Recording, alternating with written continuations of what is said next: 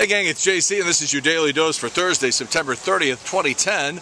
A cooperative venture with Mind Active in beautiful downtown Brentwood. Tomorrow, by the way, there's going to be a chance to win one of these things, and I'll tell you more about that later. See, that's a Slurpee right there, 7-Eleven 52-ounce deals here with your Extreme Gulp. I'll get to that in just a minute. All right, cooperative venture with Mind Active. I think I told you that. You can get us on your mobile phone now.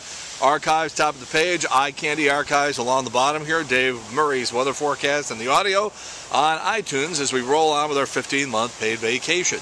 Well, I was doing stuff last night, but I recorded the second part of that Ken Burns PBS baseball special, the 10th inning, and was up very, very late watching it last night. I hope we don't get blown over, man. The wind is blowing like crazy. But part two not as good as part one, and that's because it was all about the Yankees and the Red Sox and Barry Bonds and steroids, all things that I dislike and probably you dislike about the game. And then you realize, well, if you're telling the story of baseball over the last 15 years, there's really no other way to tell it, because that's really what the stories were. So, by the way, Barry Bonds, you know, we all know what happened to his head when he went on steroids. Bob Costas said it looked like it was inflated with a bicycle pump. At age 42, Barry Bonds' shoe size went from a 10.5 to a 13. Jesus. Mark McGuire's congressional testimony, you saw that. Rafael Palmeiro with Deanne Lane in the background. Did you see her there? So the Red Sox story was, I have to say, a little bit on the touching side. Here you had a team that hadn't won in almost 100 years, and there were these amazing stories in 2004 about people at the end of the World Series taking their scorecards and going and laying them on gravestones of fathers and grandfathers and other ancestors that lived an entire life and never saw the Red Sox win. And I remember the Cardinal fans selling their tickets for the final game of the World Series to the Boston fans who came here without tickets and just hoping they would have a chance to get in. I mean, we knew we weren't going to win, so the Cardinal fans were giving their tickets away, selling them. And the Red Sox fans, I guess the attitude for the Cardinal fans was let them enjoy their moment. We're not going to win, so let them enjoy their moment. And I think the Cardinal fans actually got some pleasure out of doing that. And the Red Sox fans, normally some of the most obnoxious people on earth, actually were gracious about it and seemed to appreciate it. They immediately went back to being total dickheads, but at least for that time, it was sort of cool. And it occurred to me while watching this thing last night, there's so many different ways that baseball, and I guess probably this would apply to everything in history, the way baseball is covered. You have the predictions. You know, some guy going, here's what I think is going to happen. And then you have the immediacy of the play-by-play, what's happening right now. And then you have the immediate recap and analysis the next morning in the newspapers and radio stations and stuff. And then you have, with the benefit of time, the long-range historical perspective. And that's sort of what Ken Burns and people like Bob Costas are so good at. So all in all, part two, not as good as part one, but still definitely worth your time the last two nights on PBS. All right, Mike Shannon, Media Person of the Year, as designated by the Press Club of St. Louis. I got a text last night from a friend of mine who was at the event. And she said, you know, you ought to be here. And I've even had people say, you belong on the dais at these things, and you're not even here. Why not? And I always have to explain to them, and it has nothing to do with the fact that I've been off the air for the last 11 months, because when I'm doing a top-rated radio show, everything still applies. Folks, I'm an outcast. When I got here in 1984, my goal was to be the guy. I wanted to be the St. Louis morning radio guy, and that whole thing jumped the tracks 2 decades ago. So, you know, the establishment in this town, and probably nothing is more reflective of that than the Press Club of St. Louis, the establishment in this town gets very, very nervous around me, and I will always be on the outside looking in. However, and that used to bother me, it doesn't anymore. The benefit is to me and to you, because I don't have to worry about anything. Because people are going to get pissed off no matter what I do, and you benefit from that because there are no compromises. You know, when I say something, it's what I think, and I don't have to worry about what somebody's going to say. I just say what I think. Pieces are going to fall where they will, and I just don't even really care anymore. All right, Tony Curtis, 85 years old. Bernie Schwartz checked out last night, father of Jamie Lee Curtis. Some Like It Hot, The Defiant Ones. He used to work at a movie theater selling popcorn back in the late 60s, and they ran The Boston Strangler over and over again, and I got to really enjoy that movie. Now, I have a story for this too. I had a friend here, business associate by the name of Bob Lieberman, and Bob was the representative for Warner Brothers Pictures in St. Louis. And so I would talk to Bob sometimes every day. And Bob was the one who would send me to California and to New York to do movie interviews for the Warner Brothers pictures, like Batman, for example. So he got tired of that, and about, I don't know, maybe 10, 12 years ago, he moved to Las Vegas to be a financial planner and became friends with Tony Curtis. Don't ask me how. So Karen Kelly, my old co-host and producer, I didn't mean to call you old, Karen, but we were going out there with Harris Casino to do some shows, some thing we were doing. And I called Bob and I said, hey, we're coming to Vegas. He goes, well, you want to have lunch with Tony Curtis? I was like, what are you talking about? And so sure enough, we had lunch with Tony Curtis. You know, I would have hoped that it would have been more of a conversation where I could have asked questions, but Tony just wanted to talk, and he was holding court, but it was still very cool. It's freaking Tony Curtis, for God's sakes. And he was, you know, quite an accomplished artist, and even when he was sitting at the lunch table in this restaurant, very nice place, you know, they had one of those paper things that goes over the top of the table, and he was drawing all over that thing, and he was drawing stuff and giving it to people, and then they bring another table cover over and he would draw all over that and he'd give it to somebody else. So it's actually very interesting, and I just remember walking out of the place looking at Karen going, did that just happen? Did we just have lunch with Tony Curtis? All right, in the stupid show business news, Snooki is writing a book. Now, she wrote one, I think it's called Snooktionary. I'm not even sure if that's out yet, but now she's writing another one calling A Shore Thing, like as in the Jersey Shore, a shore thing. It's a novel, folks. Up until now, Snooki's only use for books was to stack them up in the car seat so she could see over the steering wheel.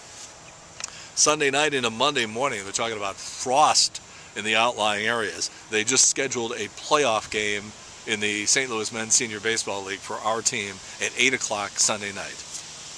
If I'm like this on Monday morning and trying to thaw out, we'll see. Forbes.com has just released a list of the median age of the audiences that watch some of the biggest television shows. The Family Guy and the Cleveland Show have the lowest median age at 29.2. Wouldn't you have thought it would have been lower than that? Simpsons, 31 is the median age. CSI, 58 years old, and Dancing with the Stars, 55.8. All right, we told you yesterday that we were going to tell you whether or not you're normal. And the USA Today is trying to figure out what makes someone normal. And so they've come up with a 6-question quiz to find out what is and what isn't borderline normal or abnormal, and here are the results. There are 6 questions. Number 1, how often do you pick your nose?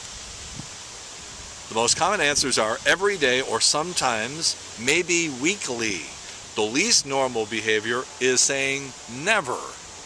Number 2, did you lie about your weight on your driver's license? Only about 3 out of 10 people lie, so it's more normal to tell the truth. Number 3, this is for women. How much time does your husband or boyfriend spend per week watching football?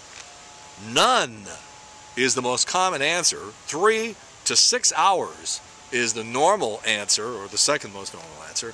More than 12 hours is not normal, and I know a lot of people that would fall into that category. Number 4, have you ever searched for your ex online? Now, without even looking at the answer, I would say, of course, that's normal behavior. About 3 out of 5 people have run a search just to find out what the old bat is doing. Number 5, this is for married people. Are you still in love with your ex? 2/3 of people are not, making that the normal answer. A surprising 1 out of 5 people says they still are in love with their ex, so that would be not that abnormal, apparently. And number 6, are you normal if your spouse has ever seen you naked? Only about 1 out of every 14 people think it's normal if you've never been naked in front of the person you're married to. I feel dirty after that story. All right, one of our viewers by the name of Doug Derucki sent me an email and made some very good points. I really got on the Rock and Roll Hall of Fame people yesterday for these ridiculous policies and qualifications and nominations, and you know, LL Cool J and the Beastie Boys are in over the Moody Blues and Carole King. And Doug makes some good points, because I really took him to task about the fact that John Fogerty and Steve Winwood aren't in, because Creedence Clearwater Revival is in, and so is Traffic. I suppose it's a well-taken point. I still think they belong in. What do we got here? It says that's why Paul McCartney and Eric Clapton are in with the Beatles and Cream, respectively, and both are also in as solo artists because of their body of work as solo artists. I would argue that Steve Winwood has an awful lot of solo and collaborative work, which means I think he should be in. Chicago, he says, is soft as hell. Not in the first 3 albums they weren't. The first 3 albums, they were a rock band, just happened to have horns. Dire Straits released all of 6 albums, only 3 or 4 would be considered classic. Well, you can't get into the Rock and Roll Hall of Fame with 3 or 4 classic albums? And yet he agrees with me on Carole King, so it just shows how much subjectivity is involved in this sort of stuff. Over the weekend, animal rights activists in Ireland cut the fences on a mink farm. We're going to set the minks free. We're going to set the minks free. Things didn't go exactly the way they wanted. There were about 33 caged minks on the farm. About 28,000 of them decided to stay put, even when the fence was cut. Well, no, we like it here. We're going to be made into beautiful coats. Of the 5,000 that did take off, most of them were run over and killed. So about 4,000 minks are still on the loose in Ireland, and they could wreak havoc in the area by preying on the local salmon, rabbits, and chicken populations. The group that freed the minks still has not been caught. All right, moving on, we're going to see The Social Network tonight. We are hearing a loud, loud buzz on this movie. Screening is tonight. You will have a review right here tomorrow at jc'ontheline.com on The Daily Dose. 30 Rock tonight, guest appearance by Paul Giamatti. It's amazing how Tina Fey gets those people to participate. Yeah, Matt Damon for a couple of episodes. Paul Giamatti on 30 Rock tonight.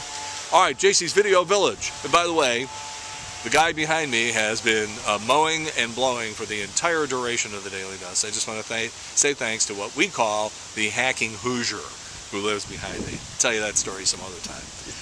Video Village, 1993. We go back to New York, and my interview one-on-one with Andy Rooney. He was only 74 at the time. The Wayback Machine is also back to 1993, and a whole bunch of reporters showed up at One Memorial Drive, and they didn't know why they were there. They just knew there was a press conference at KMOX, and then I walked out. And the story is told by John Pertzborn, then of News Channel 5. JC's old school photo today is going back to 1980 in Milwaukee. We will update that for you tomorrow, by the way. All right, JC's eye candy. I never had much use for John Wayne. I thought he was a rotten actor. I didn't like his movies, and his political positions were just abhorrent. Back in 1969, he made a movie that actually was pretty good, True Grit. The Coen brothers are re-releasing that movie, but their version of it, of course, starring Jeff Bridges, Josh Brolin, and Matt Damon. That's going to come out on Christmas. We have included the trailer for that movie on JC's Eye Candy today. Please check it out.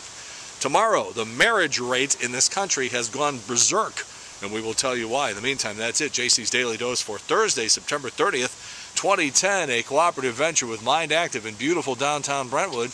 In the meantime, we've beaten this one to death. Have a good one. See you later. Bye!